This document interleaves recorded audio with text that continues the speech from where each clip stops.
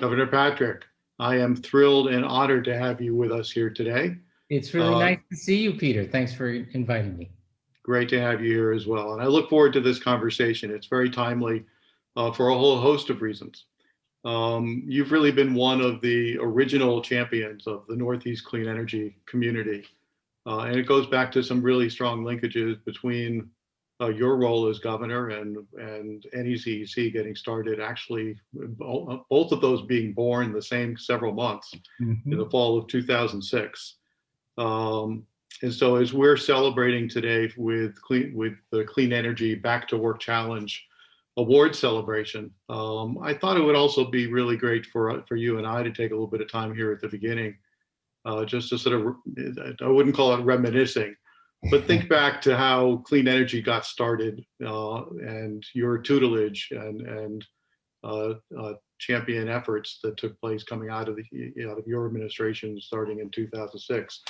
Maybe the place to start, maybe share a little bit about your first run for governor. What was it that drew you to run for governor, and what was it that put clean energy front and center as one of the priorities in your administration?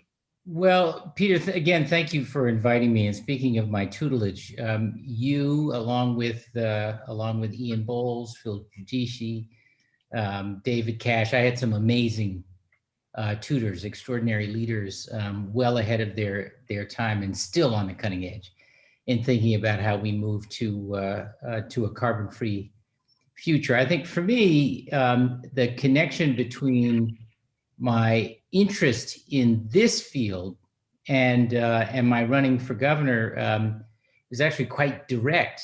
The biggest thing I felt we'd been missing in our politics in America, and I saw it in my business life, was this the failure to focus on the long term. All this short-term, quarter-to-quarter, election cycle to election cycle kind of thinking and decision-making, I think was and is sometimes at the expense of our long-term interests. And if you think about the kinds of quarter-to-quarter decisions that are often made in business, they add up to the climate crisis we're facing right now. You know, how much easier it is to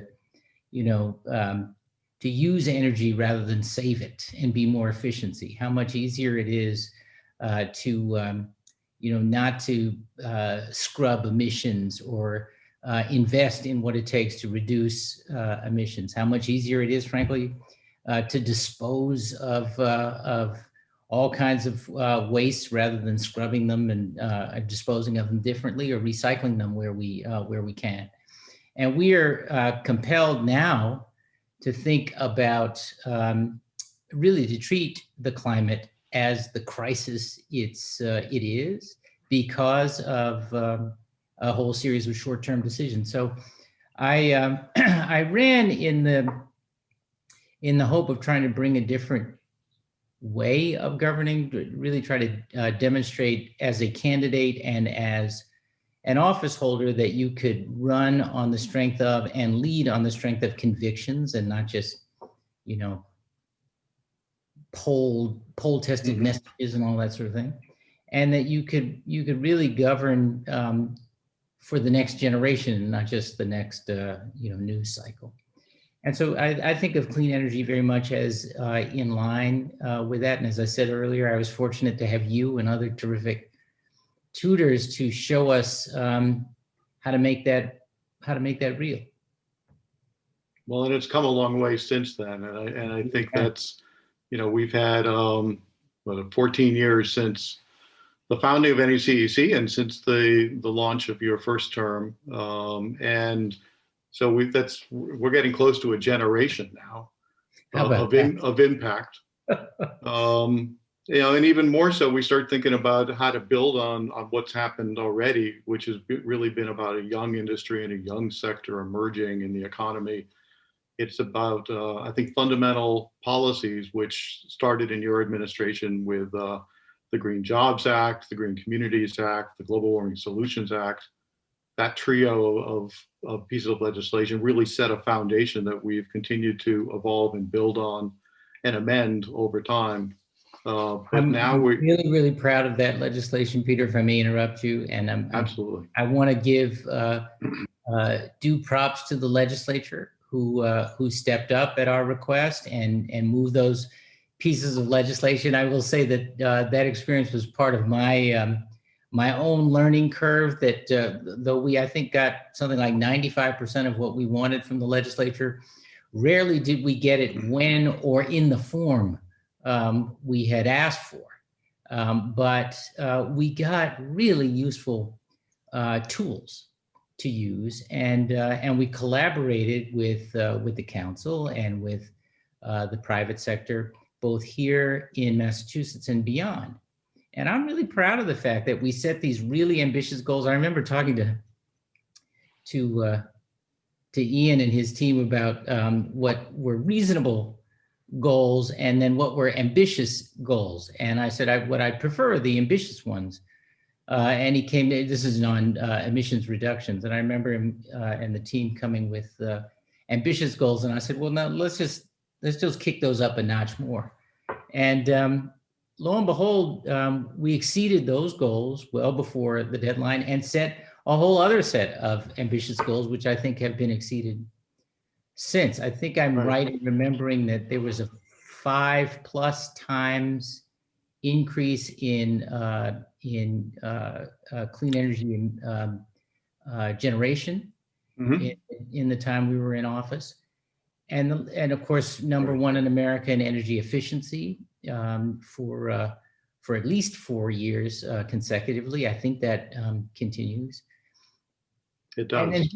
And then here's one other point I want to make, because I think this is the big challenge, kind of philosophically and politically going forward. I see this nationally, and that is we demonstrated that we could move briskly toward a carbon-free future without sacrificing economic growth, because the growth in the clean tech sector, the job growth in the clean tech sector, was one of a couple that helped pull the Commonwealth out of recession sooner than most other states. And that's a point I think doesn't get emphasized often enough. I think it's a really important point, and again, a point that we keep building on as the sector, as clean energy broadly, clean tech innovation is all maturing, and in many ways, it isn't just the clean energy sector. Clean energy is becoming the dominant platform for energy more broadly, right. And we tend to think of where we are these days as sort of looking at how we make the transition to a clean economy in the next decade or two. And that's really part of the opportunity. And you were talking about the combination of the collaboration between the public sector and private sector. I think that's still absolutely fundamental to progress in this kind of a space that has so much innovation, so much policy market draw, but also the innovation and the practice of companies being able to figure out how to deploy these new technologies and how to integrate them and create value from them and value for their customers. How do you see, you've been on both the private and the public sector side, especially with your time at Bain over recent years. How do you see, what's the special sauce of making that kind of collaboration and partnership work? Well, I think, there are all the obvious proof points and more powerful proof points about where the sensibility of Americans is moving, the consciousness of Americans is moving, especially, but not exclusively, among young people. But I think that I don't mean but, and I think, back to this point about proving the economics of moving toward a green economy, this is happening. This is where demand is. And so how is that demand met? And I think there are real economic opportunities in meeting that demand. I think it is critical that those proof points be elevated, that attention be called to them, because there are a whole lot of people in this country still who believe we can't go to a clean future without shutting the lights off. That, in other words, we can't sustain the power needs and meet the power needs of a growing economy.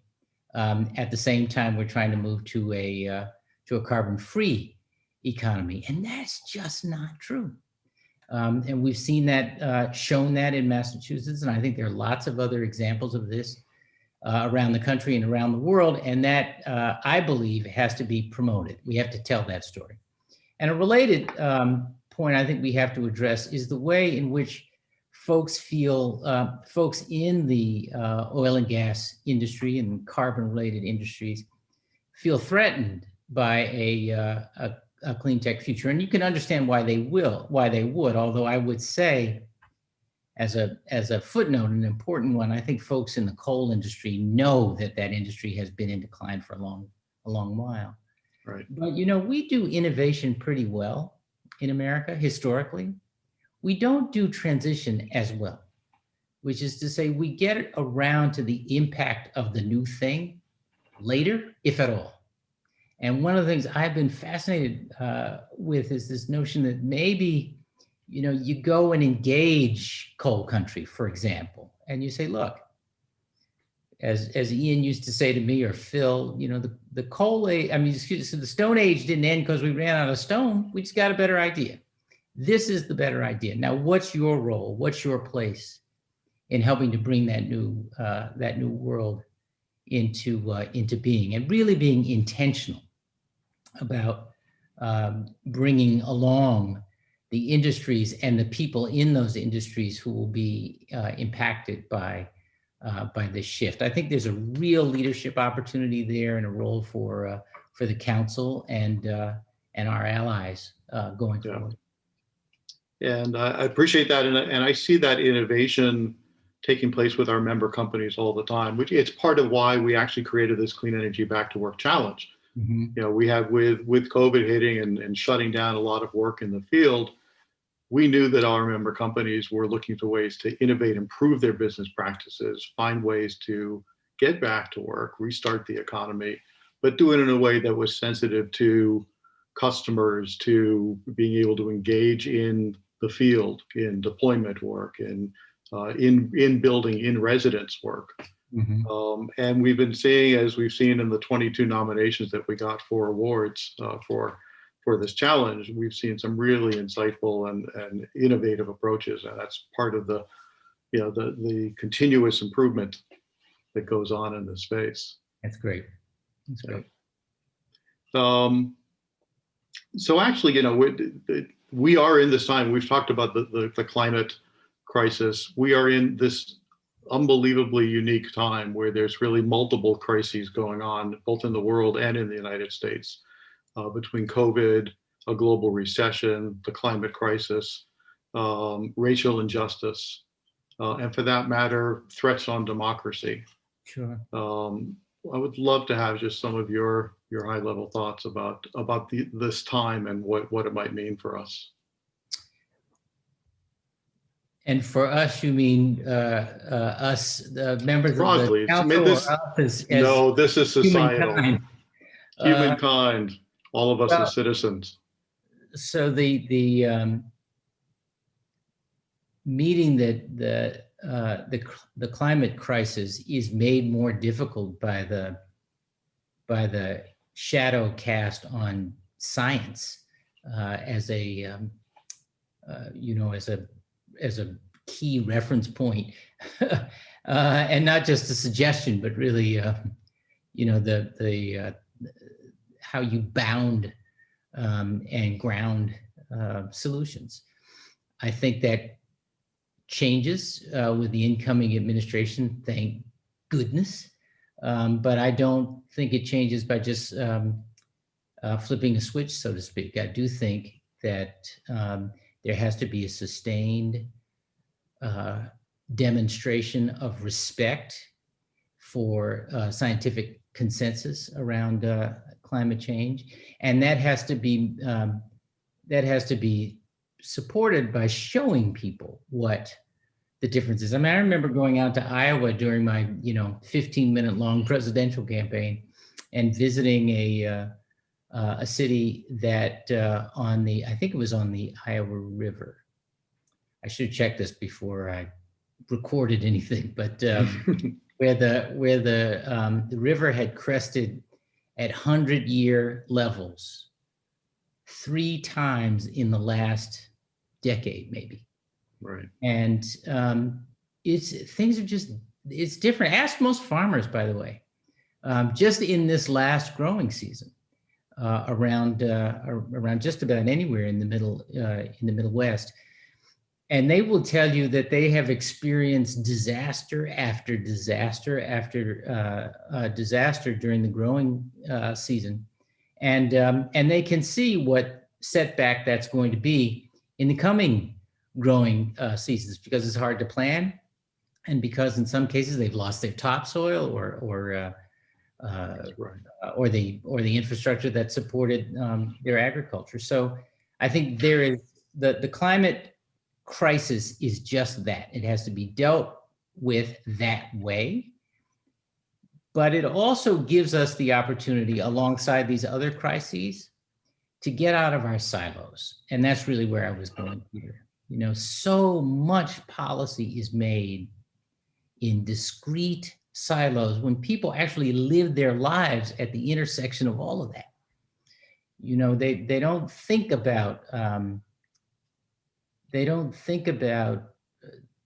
how exciting it is to have the growth in clean tech jobs, independently of whether there's an opportunity for me as a Black man or her as a Black woman to have a chance at those jobs. I mean, it's a great way to think about how we address a bunch of different challenges. So much of the climate impact has been and will be on communities of color. And so how do we deal with the issues of environmental and climate justice as we are developing solutions, so that the benefit isn't all for, you know, right, folks in suburbs. And then I think, you know, you mentioned the question of democracy. If folks think we have a refugee crisis today, you wait and see what we're facing if we don't reverse the course we're on. It will make this, what we're dealing with today around the world, seem like a walk in the park. And the pressure that places on democratic institutions and democratic governments is, to say nothing of economies in different parts of the world, is just no joke. And so it seems to me there are ways in which these crises all intersect, and the solutions need to be thought of in comprehensive ways. And we should stop being quite so uneasy with big ideas, big solutions. It doesn't mean that we have to implement it all at once, but setting big and broad goals and then building toward those goals and bringing in other voices and perspectives and experiences in building toward those goals, I think is the way, is first of all, what the times demand and the way to actually deliver success. Well, Governor Patrick, thank you so much for spending time with us and sharing your thoughts and insights, and both some of the recollections, but your guidance here as we look forward, because this next decade, next couple of decades are going to be instrumental for both clean energy, but the broader society. And thank you for the linkages, yes, on environmental justice. Those sorts of themes are a part of what we're finding all of us in the clean energy space have to be aware of and pay attention to, and be part of the stakeholder and alliance relationships that we are a part of for clean energy to be part of the way the economy, the overall society works. Keep that going, Peter, because the fact is that the challenges that face us, and you've named many of the most significant, are too big for any one sector to solve on its own. And the collaboration among and between those sectors, government, private industry, advocates, not-for-profit groups, that's how we get lasting and meaningful change. So keep it going. We will, and you too. Thanks for helping us today. Okay. Take care. Take care. Bye-bye.